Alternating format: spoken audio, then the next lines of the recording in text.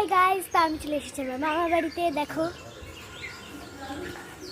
তো এমনিও আমি এখনই খেয়ে দিয়ে উঠলাম, মানে আমার চুলগুলো একদমই খারাপ হয়ে গেছে, কারণ আমি আজকে সারাদিন মানে খুবই ব্যস্ত ছিলাম।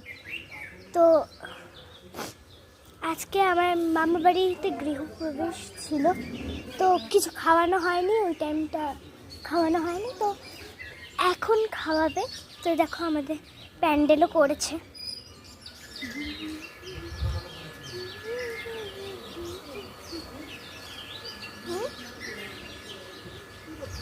ভিডিও